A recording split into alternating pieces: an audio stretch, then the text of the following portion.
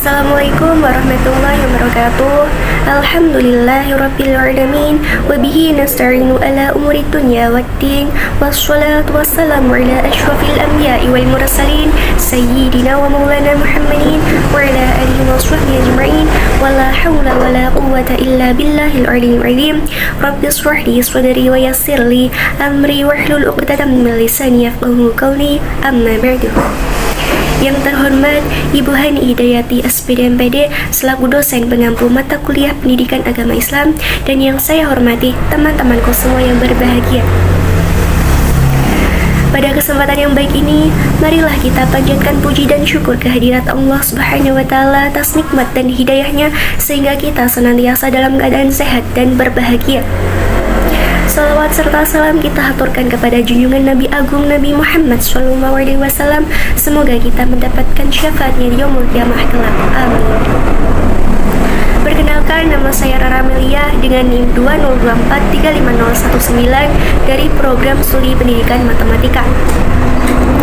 Teman-temanku yang berbahagia, pada kesempatan kali ini saya akan menyampaikan sebuah pidato mengenai bagaimana cara kita untuk selalu berprasangka baik kepada Allah Subhanahu wa Ta'ala.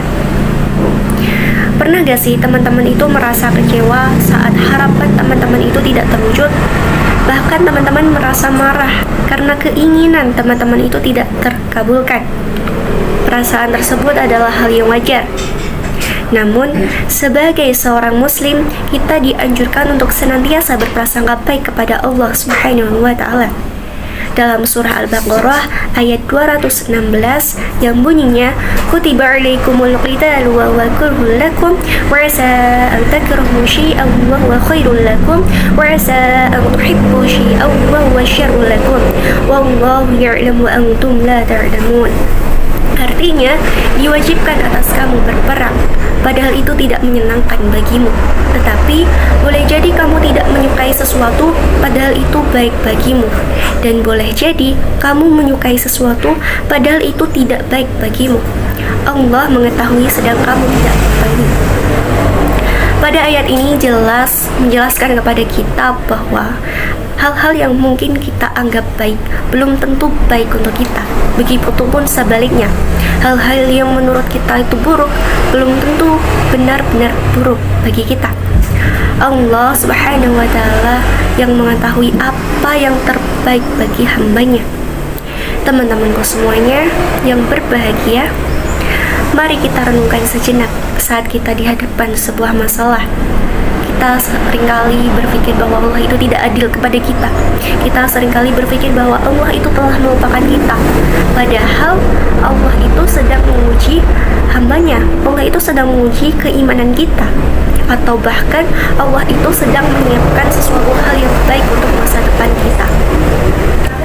Lalu, mengapa sih kita harus senantiasa berprasangka baik? Karena berprasangka baik dapat mendatangkan hal-hal besar untuk melakukan hal-hal baik dengan cara yang baik pula. Contohnya, ketika kita mendapatkan sebuah masalah, kita akan dihadapkan dua sikap, yaitu positif dan negatif. Ketika kita memandang masalah tersebut dengan sikap negatif, maka kita akan merasa marah, jengkel, kesel, kecewa, dan justru kita malah menambah rumit masalah tersebut. Namun, jika kita memilih untuk berpikir positif, yang ada hanyalah sebuah penerimaan dengan jalan yang terbaik. Tidak ada rasa sedih dan putus asa di dalamnya. Bagaimana cara kita untuk senantiasa berprasangka baik kepada Allah? Yang pertama yaitu dengan cara bersyukur.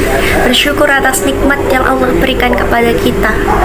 Bersyukur atas hal-hal kecil yang kita dapatkan. Contohnya, kita masih bisa makan hari ini, kita masih bisa tertawa, kita masih bisa tersenyum, kita masih bisa bernafas, melihat, dan mendengar. Yang kedua yaitu dengan cara sabar.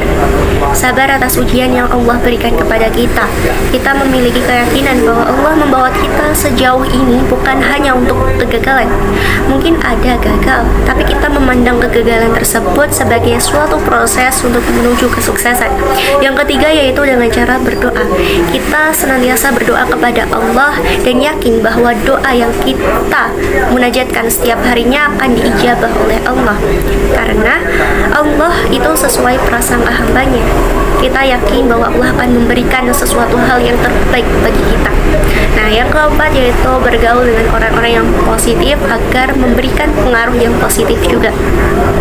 Teman-temanku yang berbahagia, mari kita jadikan surah Al-Baqarah ayat 216 ini sebagai pedoman bagi kita untuk senantiasa berprasangka baik kepada Allah Subhanahu wa taala. Sekian yang dapat saya sampaikan. Mohon maaf apabila terdapat kesalahan. Terima kasih atas perhatiannya. Akhir kata, wassalamualaikum warahmatullahi wabarakatuh.